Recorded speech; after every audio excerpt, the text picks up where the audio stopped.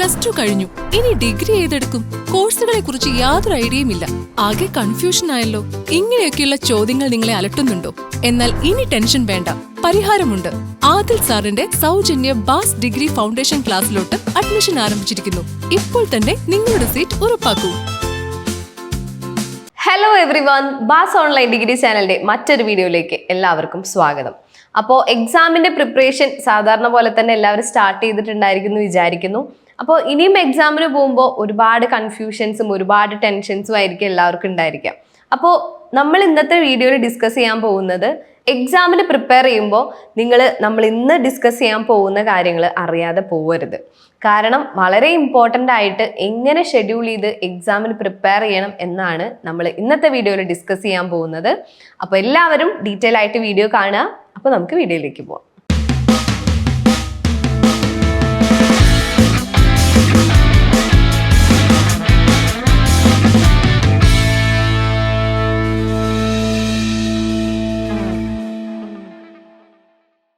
+2 കഴിഞ്ഞ് ഡിഗ്രി എടുക്കണം എന്ന് ആഗ്രഹിക്കുന്ന സ്റ്റുഡൻസ് ഏത് ഡിഗ്രിയാണ് ചൂസ് ചെയ്യേണ്ടത് എന്നറിയാതെ ഒരുപാട് കൺഫ്യൂഷനിലായിരിക്കും. അപ്പോൾ നിങ്ങൾക്കുള്ള ഒരു ഓപ്ഷൻ ആയിട്ടാണ് നമ്മൾ വന്നിരിക്കുന്നത്. ആദിൽ സാറിൻ്റെ ഫ്രീ ഫൗണ്ടേഷൻ ക്ലാസ് നമ്മൾ സ്റ്റാർട്ട് ചെയ്തിട്ടുണ്ട്. അപ്പോൾ ജോയിൻ ചെയ്യാൻ ആഗ്രഹിക്കുന്ന സ്റ്റുഡൻസ് ഉടൻ തന്നെ താഴെ കാണുന്ന നമ്പറിൽ കോൺടാക്ട് ചെയ്യുക. അപ്പോൾ നിങ്ങൾക്ക് ഡിഗ്രിയുടെ ഒരു ബേസിക് നോളേജ് നിങ്ങൾക്ക് ഉണ്ടായിരിക്കും. ഓരോ സബ്ജക്ട് വൈസ് ആയിട്ട് എന്താണ് നിങ്ങളുടെ ഇൻട്രസ്റ്റ് അനുസരിച്ച് അപ്പോൾ നിങ്ങൾക്ക് ഡിഗ്രി എടുക്കാൻ പറ്റും. ഓക്കെ, അപ്പോൾ നമ്മൾ എക്സാമിന് പ്രിപ്പയർ ചെയ്യുമ്പോൾ ശ്രദ്ധിക്കേണ്ട കുറച്ച് കാര്യങ്ങളാണ് നമ്മൾ ഇന്ന് പറയാൻ പോകുന്നത്. അപ്പോൾ നമുക്കറിയാം ഓൾമോസ്റ്റ് ഒരു 2 വീക്സ് ഒക്കെയാണ് നമ്മൾ ഇനി എക്സാമിന് വേണ്ടിയിട്ടുള്ളൂ. അപ്പോൾ ഇനി ഷോർട്ട് ആയിട്ടുള്ള ഒരു ടൈമിൽ ഇനി എങ്ങനെ പ്രിപ്പയർ ചെയ്യും, എവിടെ നിന്ന് തുടങ്ങും എന്നറിയാത്ത ഒരുപാട് സ്റ്റുഡൻസ് ഉണ്ട്. നമുക്കറിയാം എല്ലാവരും തിരക്കുള്ളവരാണ്. ജോലി തിരക്കായിരിക്കാം, വീട്ടിലെ തിരക്കായിരിക്കാം, ഇനി വേറെ കോഴ്സ് ചെയ്യുന്നതിൻ്റെ ഇടയിൽ കൂടെ പഠിക്കുന്ന ഒരുപാട് സ്റ്റുഡൻസ് ഉണ്ട് നമുക്ക്. അപ്പോൾ ഇവരോടൊക്കെ എനിക്ക് പറയാനുള്ളത്, നിങ്ങൾ വളരെ കൂളായിട്ട് വേണം എക്സാം അറ്റൻഡ് ചെയ്യാൻ വേണ്ടിയിട്ട്. പിന്നെ കുറച്ച് ദിവസമേ ഉള്ളൂ, ഒന്നും പഠിച്ചിട്ടില്ല എന്ന് ആലോചിച്ച് ചുമ്മാ ടെൻഷൻ അടിച്ച് നിങ്ങളുടെ ടൈം കളയരുത്. എങ്ങനെ സിസ്റ്റമാറ്റിക് ആയിട്ട് നിങ്ങൾക്ക് പഠിക്കാം എന്നാണ് സിമ്പിളായിട്ട് നമ്മൾ പറയാൻ പോകുന്നത്. സ്മാർട്ട് ലേണിംഗ് ആണ് ഫസ്റ്റ് ഓഫ് ഓൾ നിങ്ങൾക്ക് വേണ്ടത്. സ്മാർട്ട് ലേണിംഗ് എന്ന് പറയുമ്പോൾ വളരെ കുറച്ച് സമയത്തിനുള്ളിൽ ഇനി എങ്ങനെ മാക്സിമം നല്ല രീതിയിൽ പഠിക്കാം എന്നുള്ളൊരു പ്ലാനിങ് നിങ്ങൾക്ക് വേണം.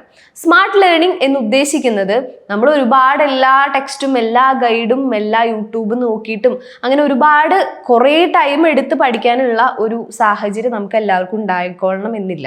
അപ്പം നിങ്ങൾ ശ്രദ്ധിക്കേണ്ടത് എന്താണെന്ന് വെച്ചാൽ, ഇമ്പോർട്ടൻ്റ് ആയിട്ട് ഇപ്പോൾ ഒരു ടോപ്പിക് എടുക്കുകയാണ് അല്ലെങ്കിൽ ഒരു യൂണിറ്റ് എടുക്കുകയാണ്, അപ്പോൾ അതിൽ ഇമ്പോർട്ടൻ്റ് ആയിട്ട് നിങ്ങൾക്ക് തോന്നുന്ന ഭാഗം നിങ്ങൾ ഫോക്കസ് ചെയ്യാം. അപ്പോൾ നിങ്ങൾ പറയും ഏതാണ് ഇമ്പോർട്ടൻ്റ് എന്ന് അറിയില്ല എന്നുള്ളത്. അപ്പോൾ നിങ്ങൾ ഓർത്തിരിക്കേണ്ട ഒരു കാര്യം എന്ന് പറയുന്നത്, നമുക്ക് സബ്ജക്റ്റീവ് ക്വസ്റ്റ്യൻസ് ആണ് ഇഗ്നു യൂണിവേഴ്സിറ്റിയിൽ ഓൾമോസ്റ്റ് എല്ലാവർക്കും വരുന്നത്.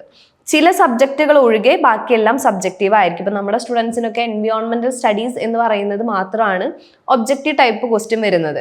ബാക്കിയെല്ലാം ഡിസ്ക്രിപ്റ്റീവ് ആണ്. നിങ്ങൾക്ക് എസ്എ ടൈപ്പ് ക്വസ്റ്റ്യൻസ് തന്നെയാണ് വരുന്നത്.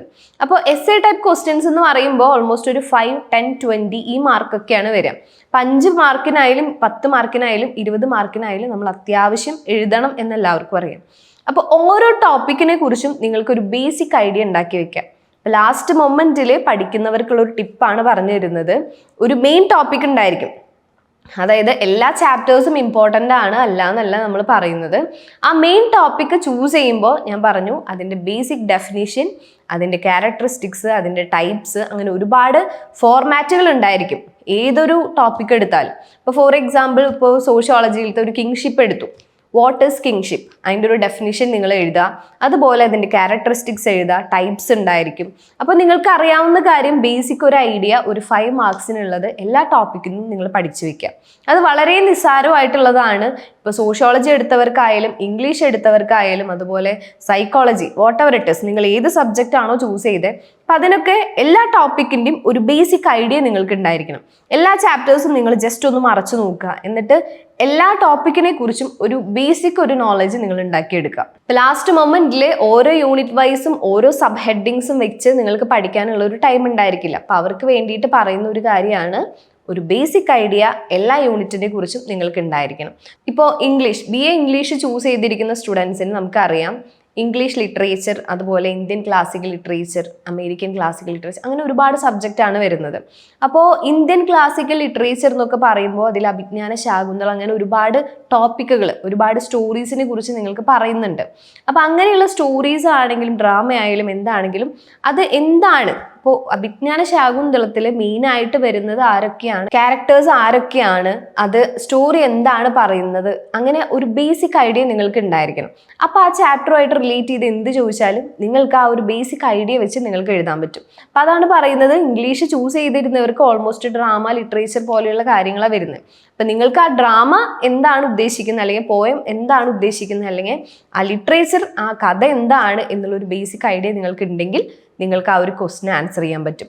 ഇപ്പം അഭിജ്ഞാന ശാകുന്തളത്തെ കുറിച്ച് ചോദിക്കുകയാണ് എന്നുണ്ടെങ്കിൽ അതെന്താണ്, അതിൽ ക്യാരക്ടേഴ്സ് അറിയില്ല, അതിൽ ആരൊക്കെയാണ് ഉള്ളത് എന്ന് പോലും അറിയില്ലെങ്കിൽ നമുക്കൊന്നും ചെയ്യാൻ പറ്റില്ല. അപ്പം അതുകൊണ്ടാണ് പറയുന്നത്, ഏകദേശം എല്ലാ ടോപ്പിക്കും, ഏത് സബ്ജക്റ്റ് ചൂസ് ചെയ്ത ആൾക്കാരായാലും എല്ലാ ടോപ്പിക്കിനെ കുറിച്ചും ഒരു ബേസിക് ഐഡിയ നിങ്ങൾ ഉണ്ടാക്കിയെടുക്കണം. പിന്നീട് നിങ്ങൾ ഓർത്തിരിക്കേണ്ടത് എന്താണെന്ന് വെച്ചാൽ, ഒരു സബ്ജക്റ്റ് പഠിക്കുമ്പോൾ കണ്ടന്റ് ഫോക്കസ് ചെയ്തിട്ടായിരിക്കണം നിങ്ങൾ പഠിക്കേണ്ടത്. അപ്പോൾ ഓരോ കോണ്ടന്റിലും നിങ്ങൾ മെയിനായിട്ട് ഫോക്കസ് ചെയ്യേണ്ടത് എന്താണെന്ന് വെച്ചാൽ ആ സബ്ജക്റ്റിനെ കുറിച്ച്. ഇപ്പം നമ്മൾ ബേസിക് ഐഡിയ ഓൾറെഡി ഉണ്ടാക്കി എടുത്തിട്ടുണ്ട്. ഓരോ സബ്ജക്റ്റിനും ഞാൻ നേരത്തെ പറഞ്ഞ പോലെ ഒരു ബേസിക് ഐഡിയ ഉണ്ടാക്കിയെടുക്കുക. പിന്നെ കണ്ടന്റ് ബേസ് ചെയ്ത് പഠിക്കുമ്പോഴുള്ള ഗുണം എന്ന് വെച്ചാൽ, ആ ഒരു ക്വസ്റ്റ്യൻ വരുമ്പോൾ നിങ്ങൾക്ക് ഏത് രീതിയിലും ആ ഒരു കോണ്ടന്റിനെ നിങ്ങൾക്ക് ആ രീതിയിൽ എഴുതാൻ പറ്റും. ഇപ്പോൾ ഒരു question for example, discuss about A അല്ലെങ്കിൽ എക്സ് ആൻഡ് വൈ സെറ്റ്.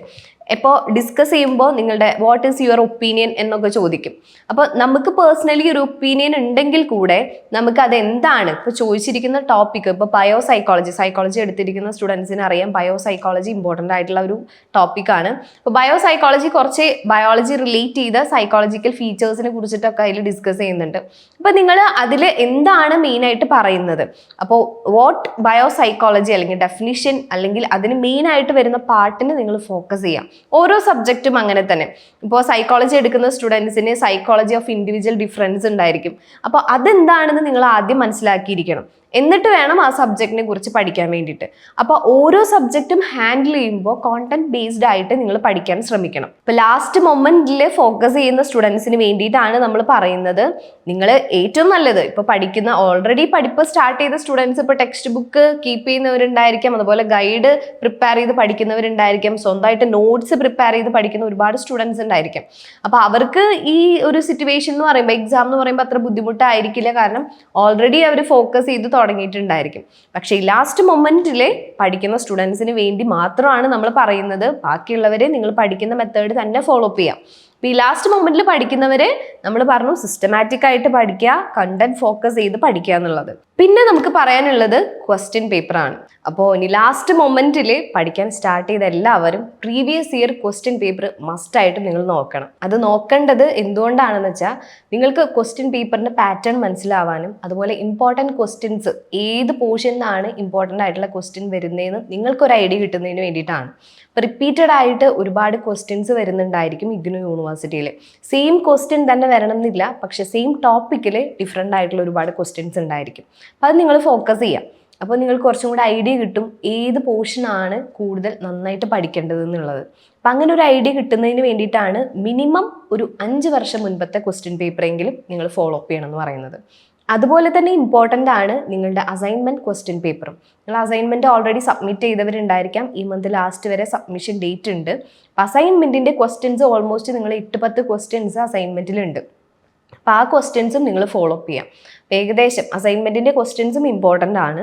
അപ്പം അതുകൊണ്ട് തന്നെ ക്വസ്റ്റ്യൻ പേപ്പറും അസൈൻമെൻറ്റിൻ്റെ ക്വസ്റ്റ്യൻസും നിങ്ങൾ ആൻസർ എഴുതേണ്ട ഒരു പാറ്റേണും നിങ്ങൾ മനസ്സിലാക്കി വെക്കുക. അപ്പോൾ ഇത്രയും കാര്യങ്ങൾ നിങ്ങൾ ഫോക്കസ് ചെയ്താൽ വളരെ സിമ്പിളായിട്ട് നിങ്ങൾക്ക് എക്സാം പാസ്സാവാൻ പറ്റും. ഒട്ടും ടെൻഷൻ അടിക്കേണ്ട. ലാംഗ്വേജ് ഇഷ്യൂ ഉണ്ട്, ഇംഗ്ലീഷിൽ എഴുതണ്ടേ എന്നൊക്കെ ഒരുപാട് പേര് ചോദിക്കുന്നുണ്ട് ഈയിടെയായിട്ട്. അപ്പം നിങ്ങളോട് എനിക്ക് പറയാനുള്ളത്, ഇഗ്നോ യൂണിവേഴ്സിറ്റിയുടെ വാല്യുവേഷൻ എന്ന് പറയുന്നത് നിങ്ങളുടെ ഗ്രാമറിൻ്റെ അടിസ്ഥാനത്തിലല്ല, നിങ്ങൾക്ക് ആ ഒരു സബ്ജക്റ്റിനെ കുറിച്ച് എത്രത്തോളം സബ്ജക്ട് നോളജ് ഉണ്ട് എന്ന് മാത്രമാണ് അവർ ചെക്ക് ചെയ്യുന്നത്. അപ്പോൾ ആ ഒരു കാര്യം ഫോക്കസ് ചെയ്തുകൊണ്ട് പഠിക്കുക. നിങ്ങൾക്ക് ഇംഗ്ലീഷിലെ ലാംഗ്വേജ് കുറവാണ് എന്നൊന്നും വിചാരിച്ച് ടെൻഷൻ ആവണ്ട. ഓരോ സബ്ജക്റ്റിൻ്റെ ഓരോ ടോപ്പിക്കുകളും പോയിന്റ് ഔട്ട് ചെയ്ത് പഠിക്കുക. മെയിൻ പോയിന്റ്സ് മനസ്സിൽ ഓർത്ത് വയ്ക്കുക. എന്നിട്ട് നന്നായിട്ട് എക്സാം എഴുതുക. ഇനിയും ടെൻഷൻ എന്ന് പറഞ്ഞാൽ ആരും പഠിപ്പ് മാറ്റി വയ്ക്കരുത്. ഇനിയും പഠിക്കാത്തവരെ ഉടനെ തന്നെ പഠിക്കാൻ സ്റ്റാർട്ട് ചെയ്യുക. വളരെ സിമ്പിളായിട്ട് തന്നെ നിങ്ങൾക്ക് പാസ്സാവാൻ പറ്റും. ഒട്ടും ടൈം കളയാതെ നന്നായിട്ട് ഫോക്കസ്ഡ് ആവാം. ഓക്കെ, അപ്പം നമുക്ക് എക്സാമിനെ കുറിച്ച് എന്തെങ്കിലും റിലേറ്റ് ചെയ്ത ഡൗട്ട്സ് ഉണ്ടെങ്കിൽ താഴെ കമൻറ്റ് ചെയ്യുക. മറ്റൊരു യൂസ്ഫുൾ വീഡിയോ ആയിട്ട് നമ്മൾ ഉടനെ വരുന്നതായിരിക്കും. Anyway, thank you.